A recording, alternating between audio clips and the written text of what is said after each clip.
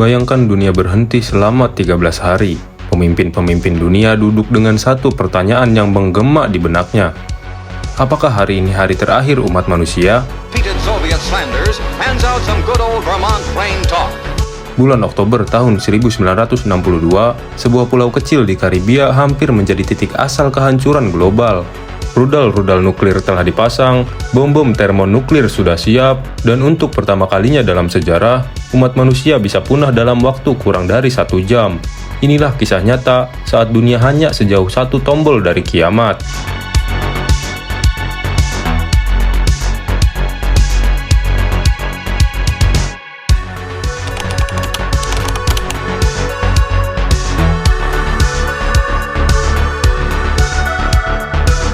Setelah Perang Dunia II, dunia tidak benar-benar damai, ia hanya berhenti sejenak untuk menata kekuatan.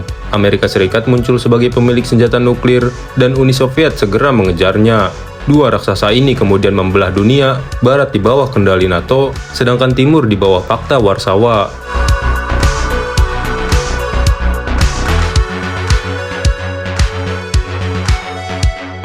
Tahun 1950-an, bukan perdamaian yang bertumbuh, tapi ketegangan. Dan di tengah dua blok raksasa ini, negara-negara kecil hanya jadi papan catur.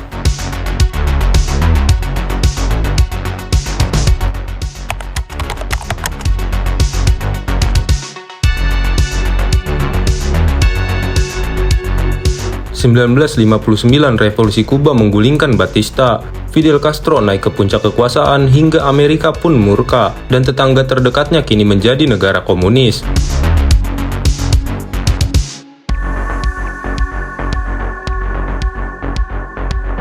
Castro butuh perlindungan, Khrushchev di Moskow melihat peluang.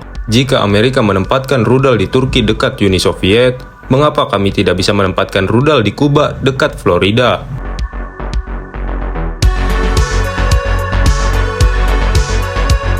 Oktober 1962, pesawat mata-mata Amerika Serikat menemukan kebenaran itu. Uni Soviet diam-diam membangun instalasi rudal nuklir di Kuba. Jika dibiarkan, rudal itu hanya butuh 5 menit untuk menghancurkan Washington.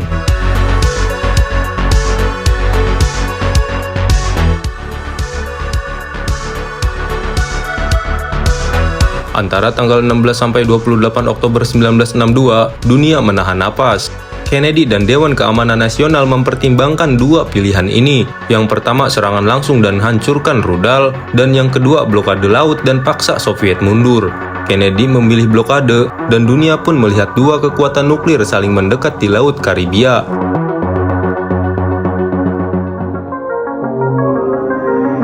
Sedangkan di ruang bawah Gedung Putih, para jenderal mendesak serangan. Tapi Kennedy menolak. Ia tahu jika ia menyerang, Soviet akan membalas. Dan jika Soviet membalas, maka rudal NATO akan diluncurkan. Dan jika itu terjadi, maka dunia akan musnah.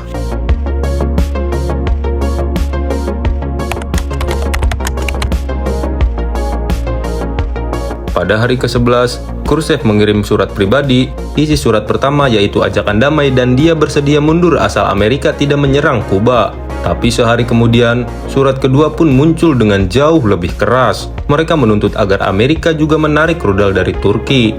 Kennedy bingung, dua surat, dua nada, mana yang harus dijawab? Dengan cerdas, ia memilih surat pertama dan mengabaikan yang kedua.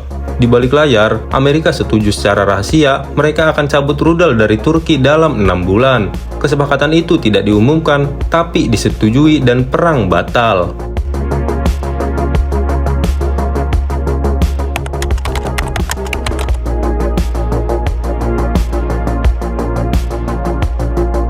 Jika satu tombol ditekan, maka Washington dan Moskow akan rata dalam 30 menit. Lebih dari 100 jiwa orang akan mati di hari pertama. Efek radiasi dan musim dingin nuklir bisa membunuh miliaran dalam beberapa tahun. Dunia akan berubah bukan karena menang perang, tapi karena umat manusia yang telah gagal menjaga akalnya.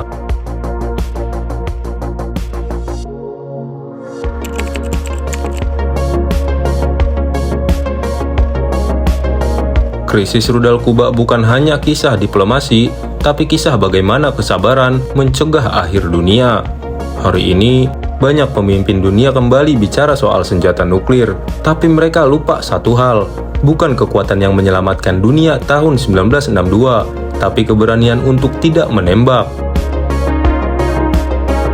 Pertanyaannya yang perlu kita tanya hari ini bukan siapa yang terkuat, tapi siapa yang cukup bijak untuk tidak menekan tombol itu.